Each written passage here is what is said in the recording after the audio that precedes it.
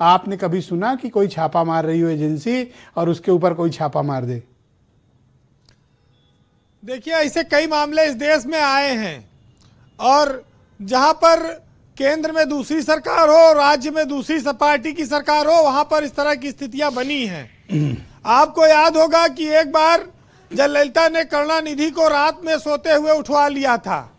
वो तमिलनाडु की पुलिस थी और महाराष्ट्र के एक मुख्यमंत्री ने एक केंद्रीय मंत्री को कहा कि इसको गिरफ्तार कर लो। ये भी मामला आया था। और इस तरह से बंगाल में जो चल रहा है, अब मार्च और अप्रैल में वहां पर चुनाव होने हैं।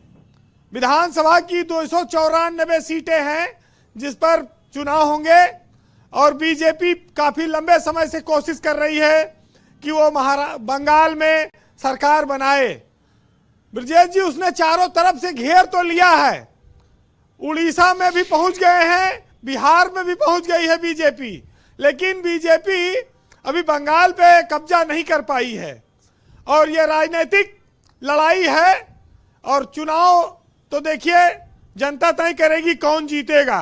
लेकिन टीएमसी में ममता बनर्जी के जो तेवर है और जिस समय यह घटनाक्रम हुआ है, इसका राजनीतिक नफा और नुकसान ये विश्लेषक लोग करें।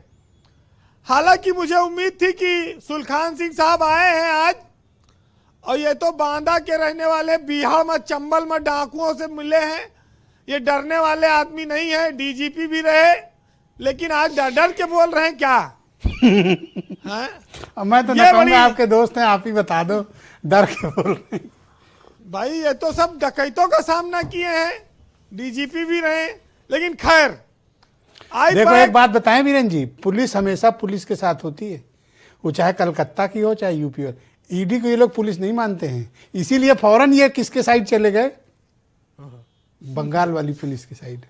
देखिए, कोलकाता हाई कोर्ट में आज बहुत हंगामा हुआ जिसकी वजह से सुनवाई नहीं हो पाई, लेकिन ममता बनर्जी ने आज एक मार्च निकाला और उसमें उन्होंने बहुत सारे सवाल खड़े कर दिए कि क्या बांग्ला बोलने वालों को इस देश में बांग्लादेशी कहा जाएगा, रोहिंग्या के नाम पर लोगों को परेशान किया जाएगा, और एसआईआर खाली बंगाल में क्यों हो रहा है जबकि रोहिंग्या आसाम में है।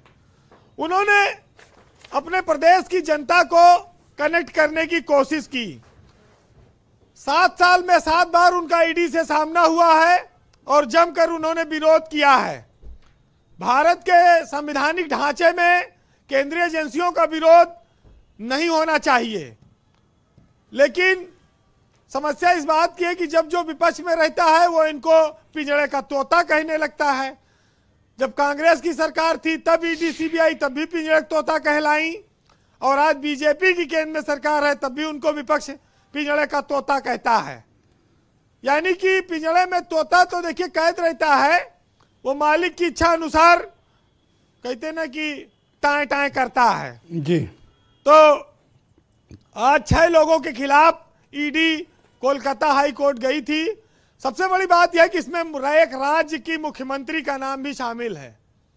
बड़ी आश्चर्य की बात है कि यह सब कैसे हो रहा है और इस देश में किस तरह के नजीर सामने पेश की जा रही है। ब्रजेश जी,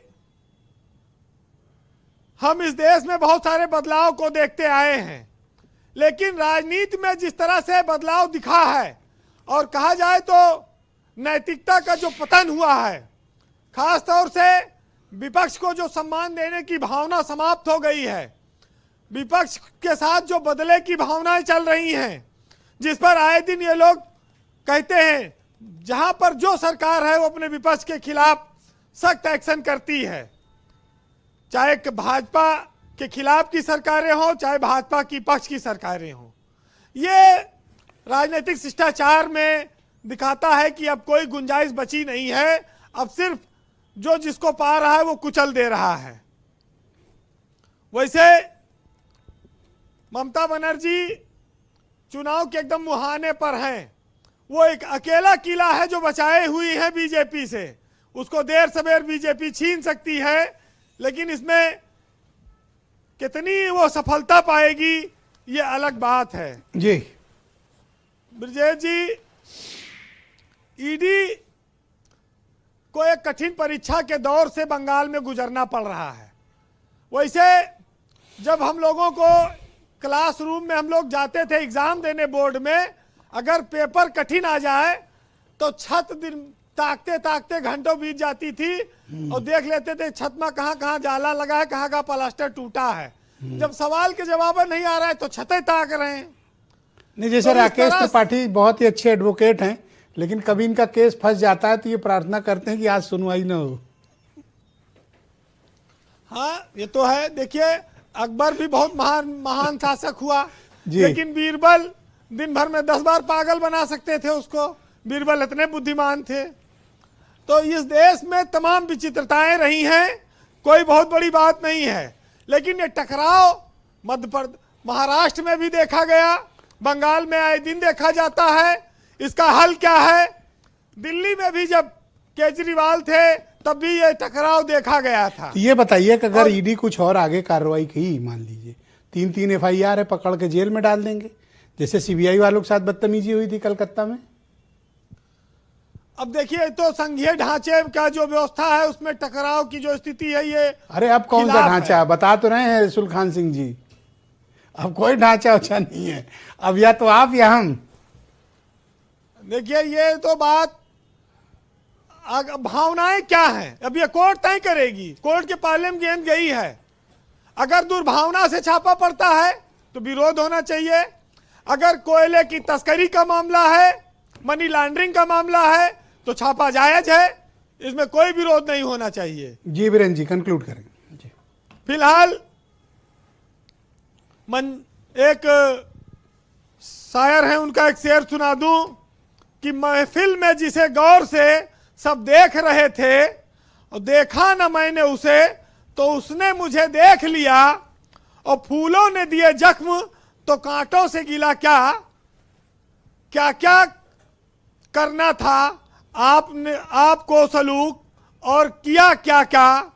और बन जाए अगर बात तो सब कहते हैं कि वाह वाह, और बात बिगड़ जाए तो फिर क्या क्या नहीं कहते। वाह, बहुत शुक्रिया वीरेंद्र जी, आपका बहुत धन्यवाद ग्राउंड जीरो से हमारे साथ जुड़ने के लिए, फीडबैक और ओपिनियन उपलब्ध कराने के लिए। बहनों भाइयों, आज हम इस